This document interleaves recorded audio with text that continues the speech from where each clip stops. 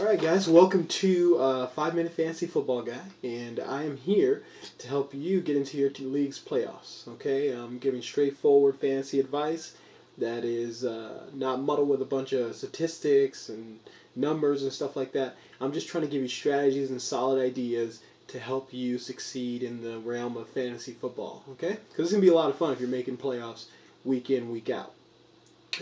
Be sure to follow me on Twitter. Demargo28 is the name, and make sure you subscribe to my channel. Okay. So today's segment we're going to talk about auction drafts. Everybody's getting ready for the drafts. My first video I talked about snake drafts. This video we'll talk about auction drafts. Okay. The bigger your league is, the more balanced I would say you want your team. So you need to go in there with a game plan. So if you have like a 14-team league, 16-team league, maybe even a 12-team league, you got to go in there with a game plan, how much you want to spend per player. You know, if you want to do not spend no more than $30 per player, go in there with that game plan and look at what type of team you can build with that. You're going to be able to get a lot of players at the end for $1, but you also have to be able to select which players you want to spend the most money on. Okay.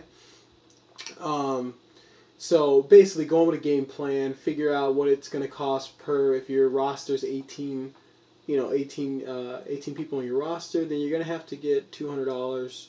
You get $200 allowance. You know, that's going to work out to be about $22, $21 no, I'm sorry, like $12 a player or something like that. Okay, so know how much you want to spend on each player. Okay, but if it's a lesser number of player league, maybe like a 12, 10, or 8-man league, I suggest you just go big on your picks. I mean, try to go with Adrian Peterson, or try to get the better running backs, the better quarterbacks, those types of players. And go and just spend all your money on the big players. Work it all out. Work the rest of it out on waivers and other, trades and stuff like that. Okay, so go big with those players. Grab the stars. Get the big names. Spend the money. Worry about filling the holes with the little lesser or little guys.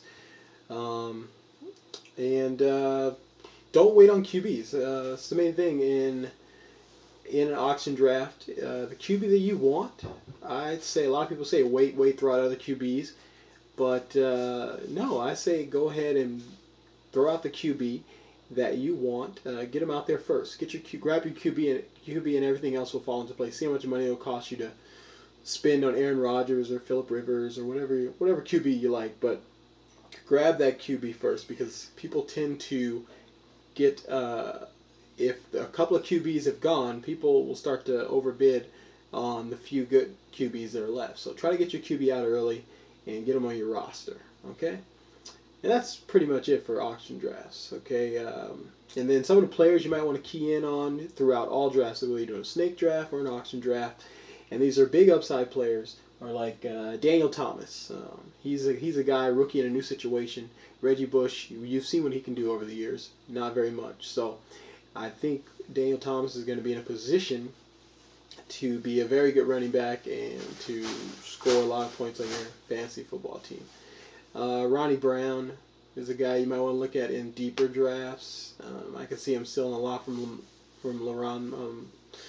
McCoy. I think he's an underrated back. He probably take a lot of carries, and McCoy's kind of small, so if he gets injured, you have a great backup. AJ Green, good rookie. He's going to be at Cincinnati. He's the #1 slated wide receiver. These guys you can take chances on. If they pan out the first 3 weeks, great. If not, you just drop them. But they have a lot of upside. There's going to be plenty of players that are going to get you 5 to 8, 9, 10 points a game on the waiver wire. So you don't have to go for those players. They're going to be available throughout the year. Try to go for the players that's going to get you more than those average, mediocre players that didn't get drafted. Matthew Stafford. I love this guy. If he stays healthy, they throw a lot. He's got weapons. Their running back game is horrible, so he's going to just be throwing a whole lot, and you got to go after a guy like that. Sam Bradford almost threw for 4,000 yards last year.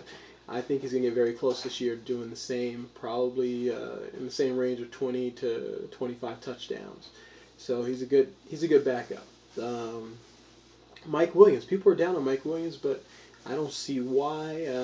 I think they got the same system there in Tampa Bay. They should punch out the same numbers. Mike Williams to be a 10 touchdown, 1,000 yard wide receiver.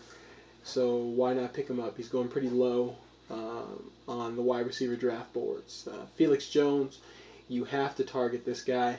He's a beast. He's going to be a beast. He's on a prolific offense and target him.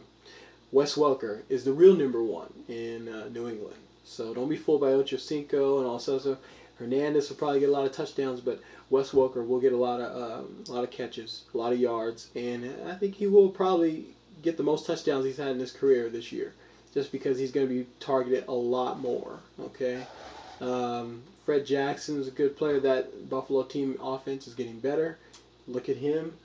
Also, Green Ellis, Ingram, those guys. All look at those players. I key in on all of them and try to get them on your roster. Okay, so make sure you follow me on Demargo28 on Twitter, and that's it for today's YouTube cast. And stay strong in your fantasy leagues. Okay, talk to you soon.